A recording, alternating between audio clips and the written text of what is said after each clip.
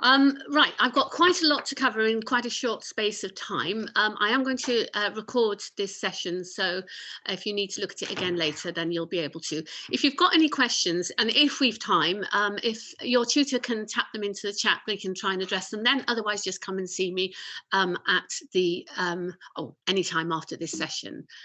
Okay, right, let me just try and forward on this slide. Why isn't that forwarded on? Let's try. No. Bear with me, guys. Sorry. No, there we go. Right. Okay. So the first thing I want to talk about is something that's really, really topical because lots of you have been asking me about it. Is how do you decide which of the offers you've received to confirm and finally accept, and when do you have to do that? Before you actually do decide this, there are a number of things that you need to be thinking about. First of all, if you have the chance to go and visit that uni in person, do so before you make your decision. This is a decision that's going to cost you an awful lot of money, and it's going to take up 3 very, very important years of your life at least.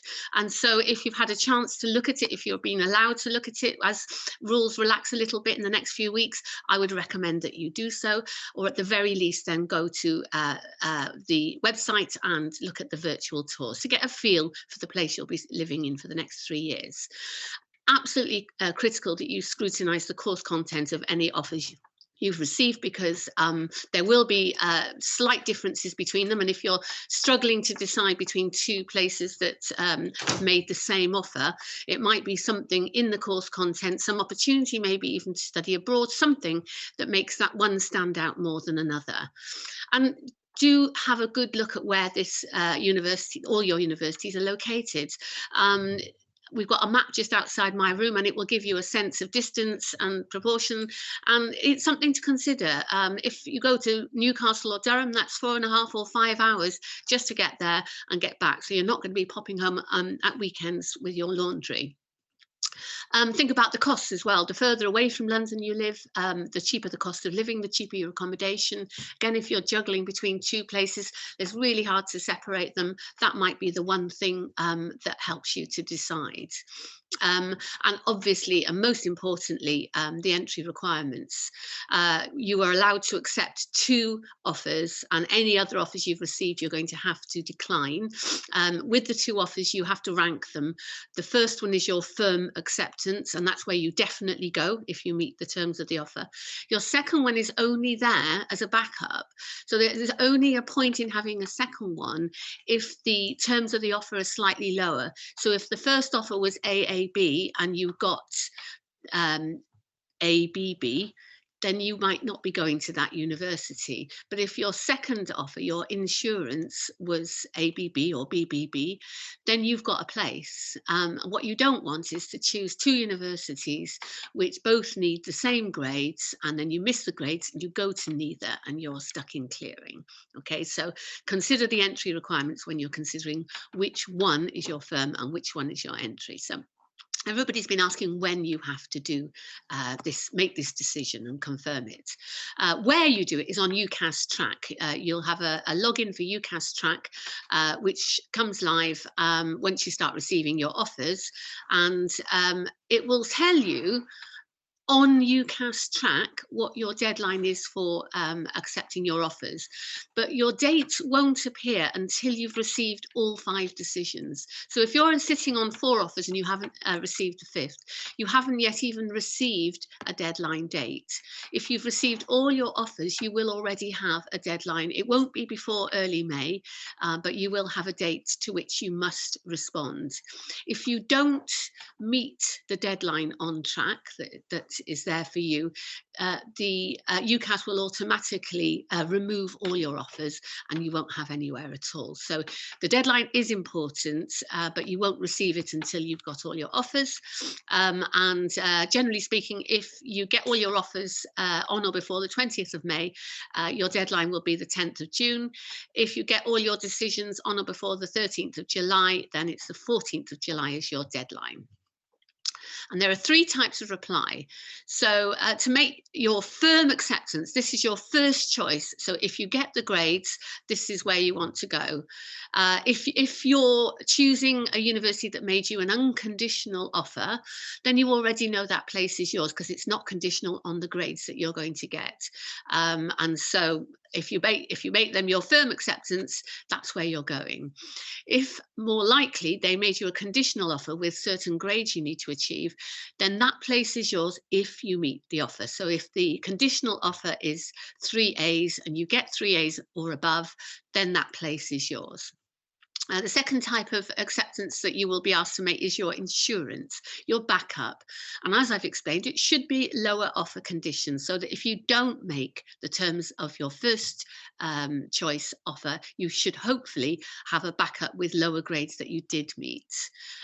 But make sure it's somewhere you're still happy to go, because what you don't want is to be stuck with something that you definitely don't want to go to. So when you were making your choices originally, I'm assuming you put in enough research to be content that you would go to any of the 5 you chose. Make sure that your insurance is definitely still somewhere you'd be happy to go. And then what you will have to do is to decline everything else. So if you did have 5 offers, you can't hold on to them. You hold on to your firm, you hold on to your insurance, and you have to decline any others. It is worth bearing in mind that you don't have to accept any of them. If you've had a change of heart, you can just decline them all and then have a look on UCAS to apply for something completely different. If you do that, you can only apply to one. You don't get another 5, but you would only be able to apply if a university actually has places, because many of them will be full after all. Or you could just decline all your offers and then wait till results day and then go straight into clearing.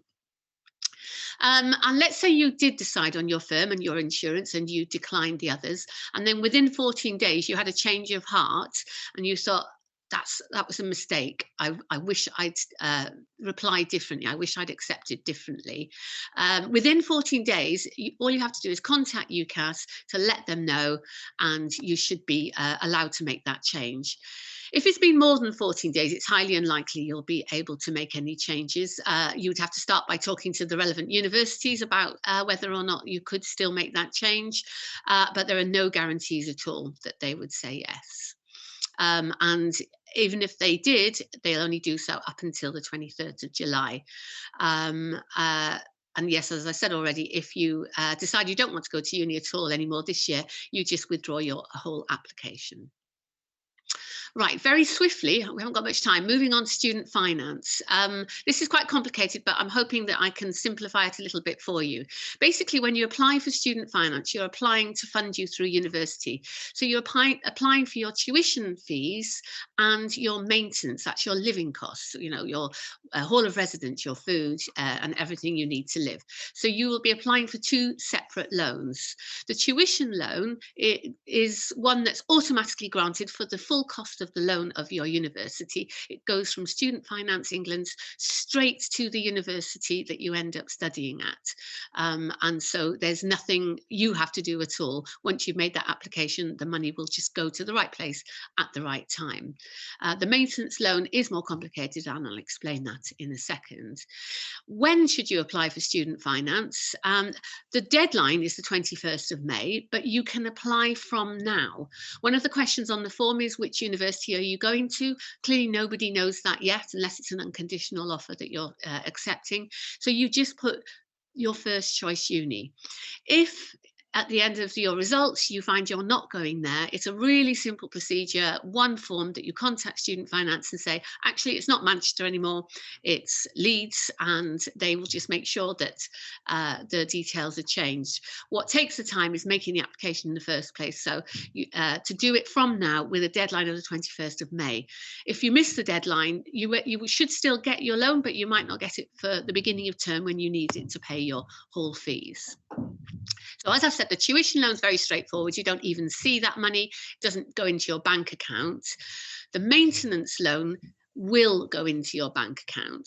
Now, the maintenance loan is a lot more complicated, and there are, I'm just going to minimize this a second, and how much you're entitled to depends on where you live, whether you live at home or you live at the university, where you go to university, and it's means tested. So not every household will be entitled to the same maximum amount. What you see here and on the right hand column is the maximum that you might be entitled to. If you live at home while you go to uni, which is the 7987, if you live away from home and it's in London, that's the most you could get because of living costs there.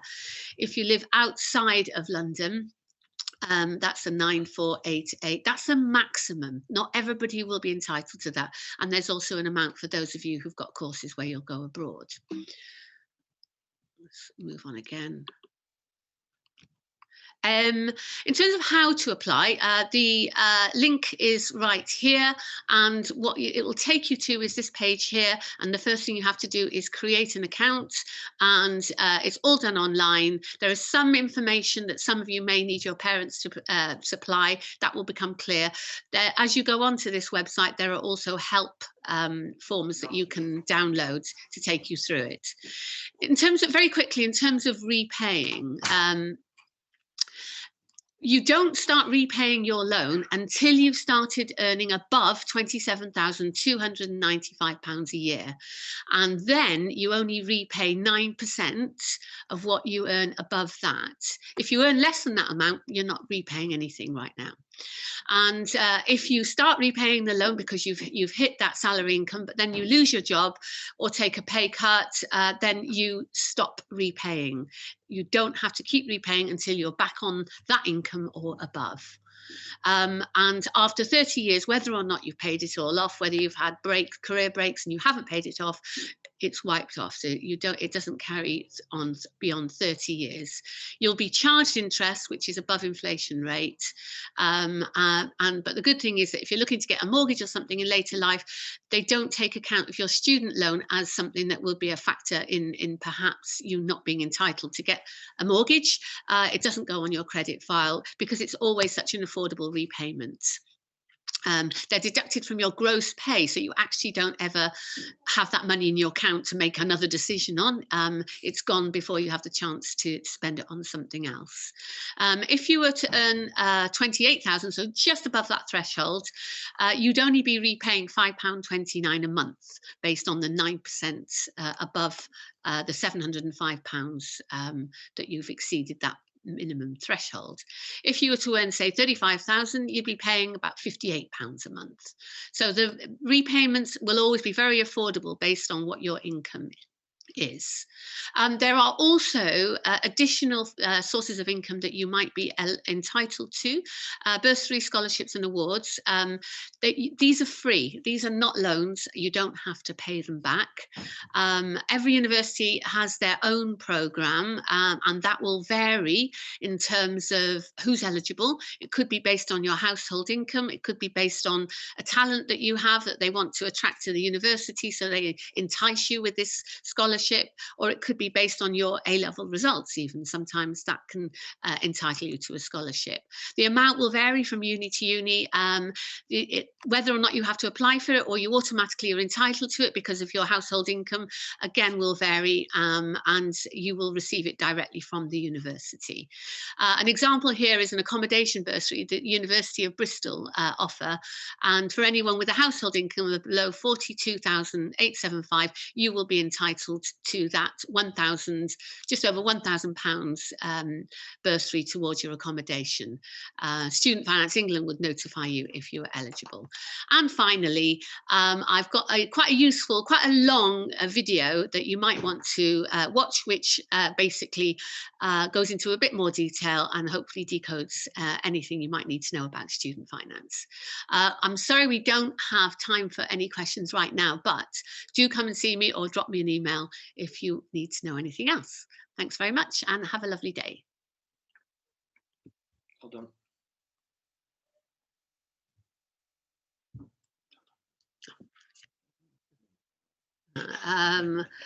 Let me. Is that video something they can watch in form time, do you think? Or It's long. How long are we talking? Like an hour?